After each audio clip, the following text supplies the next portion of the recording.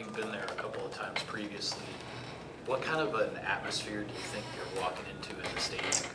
I think every time we've been there on other teams, it's been different both times. So I really don't know what to expect. I know that in the previous experiences, there were a lot of, you saw every team's jersey there represented. So hopefully we'll see a lot more Packer jerseys this time around. Do you guys get to see any of the field, get on it at all to do anything before the game? No. And this is the first time going over there that will be on field turf for a team that I've been a part of. It was always grass? It was grass, yes. Is the surface field turf? Tottenham plays on grass, don't they? Did they replace it for this game? Did you watch the game last week? Obviously not. Yes, it's field turf. And from my understanding is they roll out the grass field for the soccer, they pull it back for the football, and it's sitting like 6 feet or whatever below the surface of the soccer field. It's pretty cool. Have you seen the video of how they do it? I have not. It's worth watching.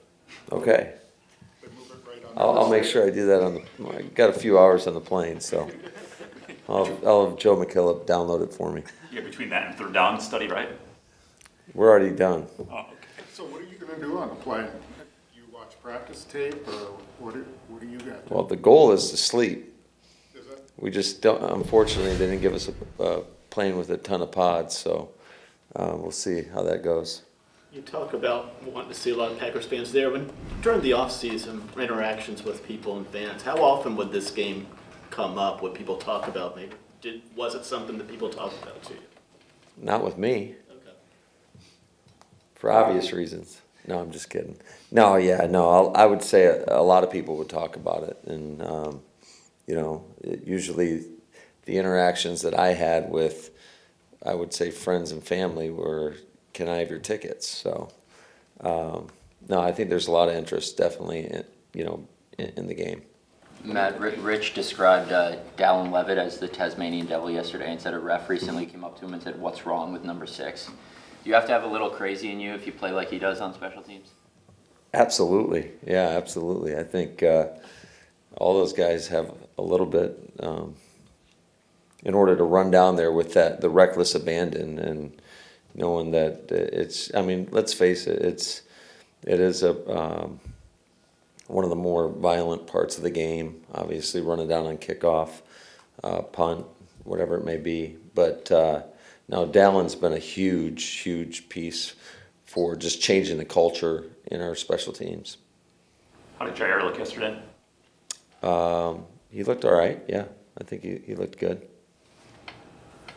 Do you know what your practice area looks like? Have you, is it a full football field, or do you know what you can do? You're talking over in London?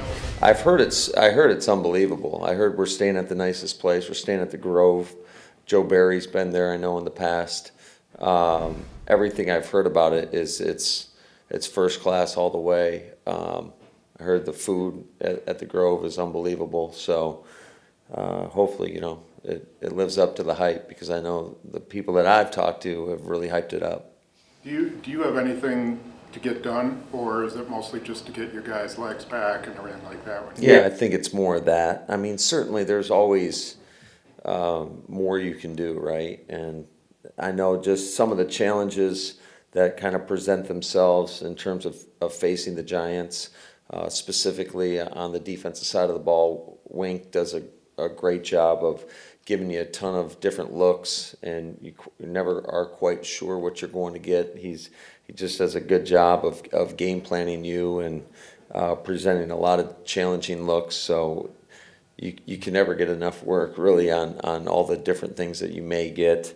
And then specifically on offense, just kind of the questions around the quarterback situation and some of the things that they could do from an offensive standpoint are challenging as well. So I think just all in all, it's just cramming all this stuff in over the last 2 days. It does provide a few obstacles in terms of just getting everything repped. You're right up there among the league leaders in yards after the catch. What's been the secret to that? I have no idea. I don't know. Throwing on time, hitting people, accuracy. I think every situation's a little bit different. Are you getting a bunch of man coverage? Are you setting picks for people? So every situation's a little bit different in that regard. Is a lot of that just schemed up because it's a way to get the ball into your No, hands? I think it's a lot to do with our quarterback and, our wideouts running good routes, and it could be play dependent. Every situation is a little bit different. I don't pay attention to that stuff. I just look at the execution of each and every play, making sure that we're going to the ball in the right timing and rhythm of the play, making sure guys are running precise routes. Obviously, it all starts up front, making sure we get the protection that we need. But yeah, as far as yards after catch, I don't pay too much attention to it.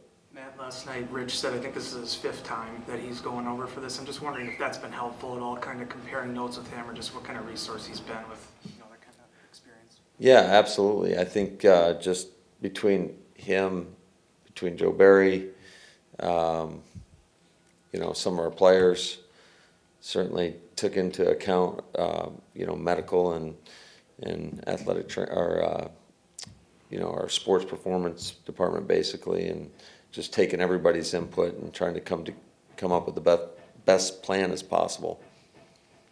Do you think the uniqueness of, we talked to guys in the locker room yesterday and they talked about going over there and growing the game. In July, there's a unique thing here with the soccer game and people from 50 different states, 20 different countries. Do you expect a similar atmosphere as that when it comes to this event on Sunday?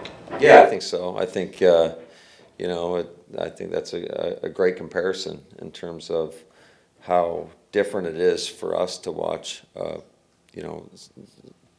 two of the Premier League teams or whatever, and over here, it's just a different experience, not one that you get to experience every day. So I think there's a lot of excitement around that.